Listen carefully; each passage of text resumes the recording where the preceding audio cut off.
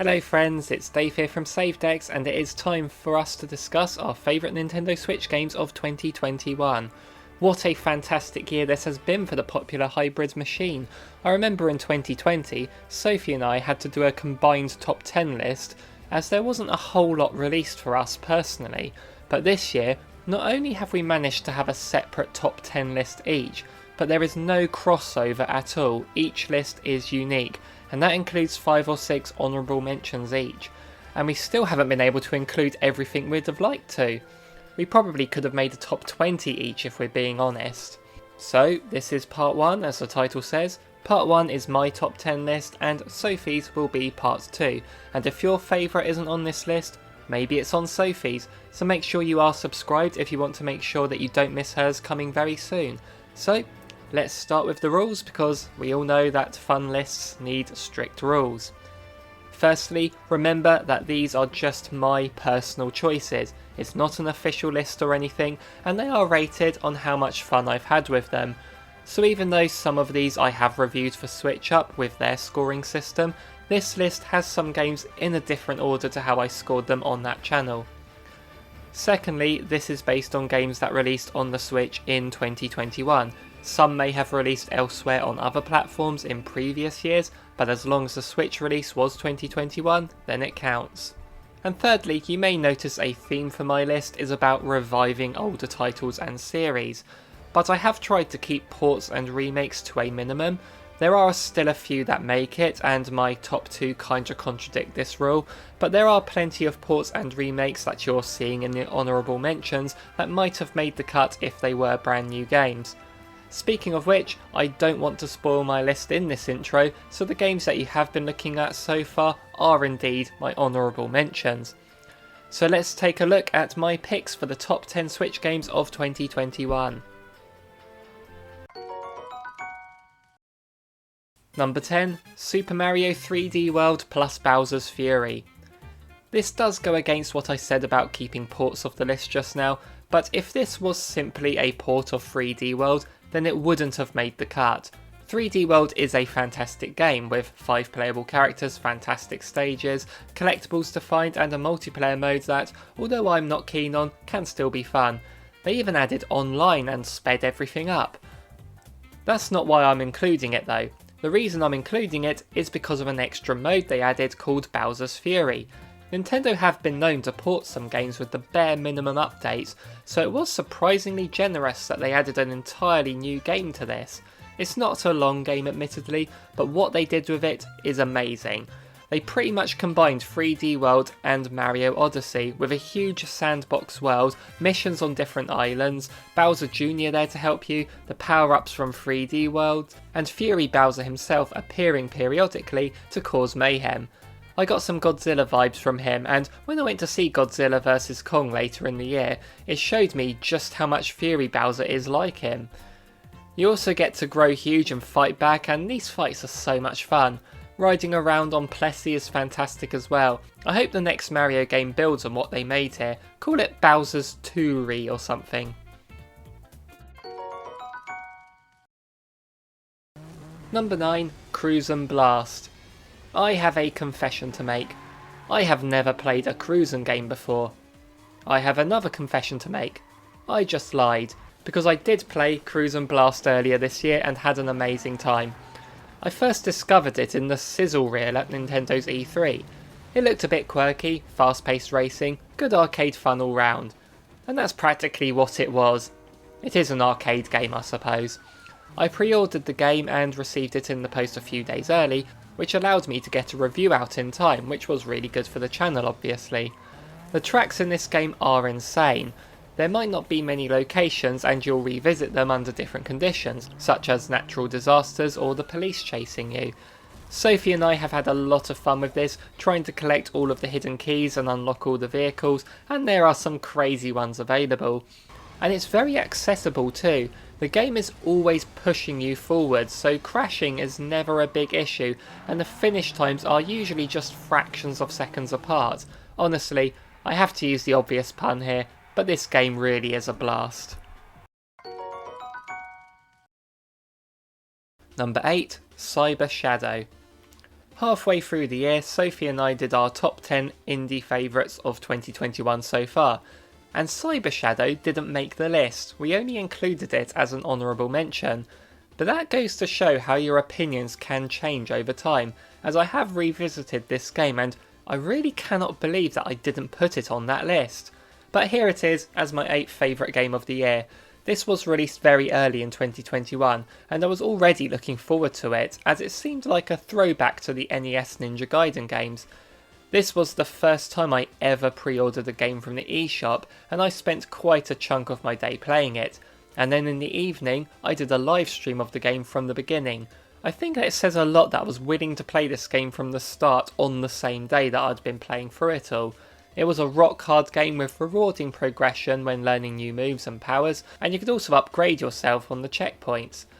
If you want to know more, then check out the review, but if anyone didn't notice it, then maybe its inclusion here will help it get out of the shadows. Number 7. Rising Hell. I was offered a review code for this game, and I like the look of it, a vertical platformer roguelite.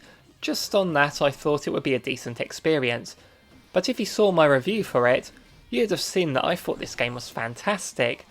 It has that pixel art presentation and awesome metal music driving you along for a start, but what really elevates the experience is how it controls. You have a double jump where you do a spin in the air, but if you touch an enemy with this double jump, it counts as an attack, which not only harms the enemy, but also gives you a little extra boost upwards. It's hard to describe, but this one tiny feature really helps you to maintain your momentum, and it became really addictive. It has your typical roguelike tropes, randomly generated levels, shops and levelling up and so on, and it could be overlooked by some, but for me, this one little move you have really made a huge difference. We did a top 10 roguelike videos on this channel, but that was before this game released. If we were to make that video now, then this game would most certainly be on that list, but for now it's going to settle on one of my favourite games of the year.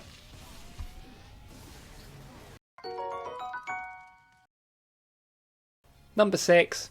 New Pokemon Snap. I mentioned the theme of reviving old games and franchises, and now we have a sequel to a game that we've been wanting for 2 decades now. Pokemon Snap is something we should have seen on the Wii U, but we didn't get that, but the gamepad would have been perfect for the camera controls.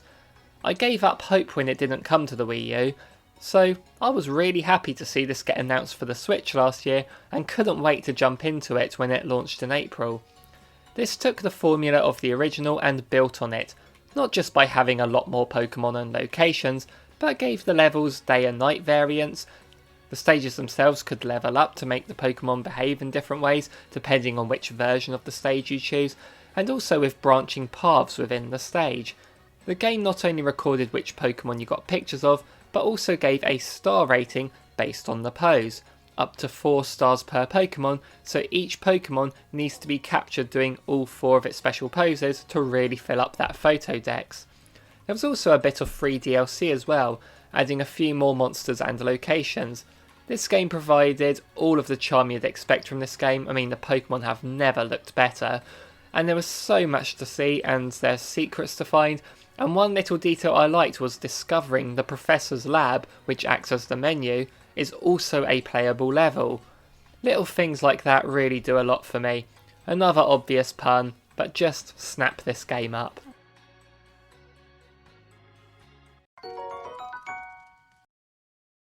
Number 5. KAZE and the Wild Masks. So the Switch does have a Donkey Kong Country game, although it's a Wii U port, and the 3 originals as well on the Super Nintendo app, but not a brand new one for the console. Here comes KAZE, a 2D platformer where you play as a bunny, and honestly, the gameplay is pretty much like playing a Donkey Kong Country game.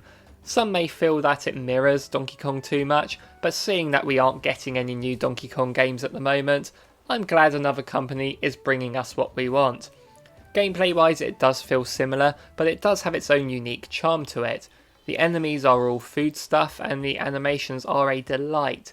The titular masks give you certain power-ups such as flight, better swimming or auto-running levels similar to the minecarts, which help the levels stand up. The different levels have certain themes to them, and they do make the most of their designs. A level filled with springs, for example, will have the bonus areas continue with it. It's not a particularly long game, but there's replay value with trying to collect everything, unlock the extra levels, and also beat the time trials. And the game is a lot of fun, that's the main thing. If you haven't played this yet, check it out, you'd be crazy not to. Number 4, WarioWare Get It Together. On the theme of reviving dormant franchises, the last time we got a proper new WarioWare was back on the Wii with Smooth Moves. The series has had a presence since then with Game & Wario on the Wii U and Gold on the 3DS, but this is the first pure WarioWare title in nearly 15 years. I always felt like a WarioWare title on Switch would go all out with the gimmicky controls of the Joy-Cons and touchscreen, but no, this is played with normal buttons. Back to playing micro games at a very quick pace with all the zany random humour and constantly wondering how they came up with this stuff. But they have made a gimmick for this game, and that is that you play as the WarioWare characters and control them to interact with the micro games. Wario has a jetpack and he can barge, Orbulon beams things up in his UFO, and 9V skates back and forth. Each micro game needs to be tackled differently depending on which character you are, and that adds a lot of replay value. This can also be played in co-op, and it has an amazing competitive multiplayer which is on par with the GameCube version in my opinion. It may not take very long to beat the story mode, but WarioWare for me has always been a high score game, and I find myself keep coming back to it, and the multiple characters keep the micro games more interesting. It's nice to see the developers were able to get it together.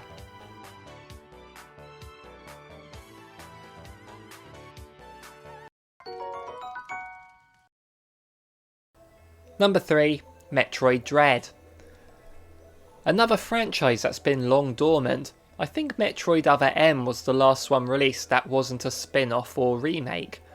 With Metroid Prime 4 taking its sweet time, Nintendo announced at E3 not just another 2D Metroid game, but Metroid Dread, which is a name with huge significance, a game we've known about for years but got cancelled and thought would never happen. But it's here, and it is glorious. Samus controls so smoothly, the moves you learn, while plenty of them are stuff we've seen before, they are perfected here. The enemies you fight are genuinely terrifying, encouraging you to use stealth, and they are one-hit kills if they catch you, unless you're able to counter them, but the timing for the counters are always different, so it's tricky to do.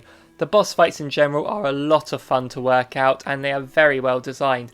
It got very hard towards the end, and the final boss took so many attempts, but when I beat it, I was just so glad I could experience this epic game, and I look forward to revisiting it in the future.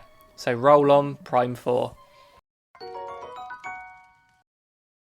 Number 2, Super Monkey Ball Banana Mania. Super Monkey Ball was a fantastic game on the GameCube, and although I didn't really follow the franchise afterwards, I always had a soft spot for that original. People have said the quality of the series has declined since 1, 2 and Deluxe, so what better way to bring the franchise back to its glory days than to revisit those glory days? This is pretty much a remake compilation of those early games, and I absolutely loved it. Sophie and I had a great time playing this together.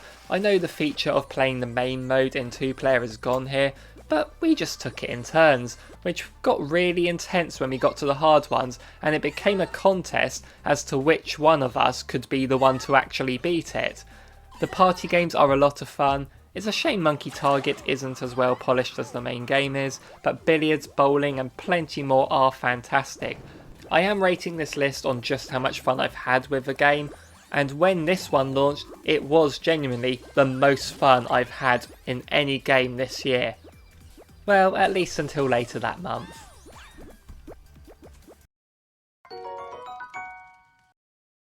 Number 1, Mario Party Superstars.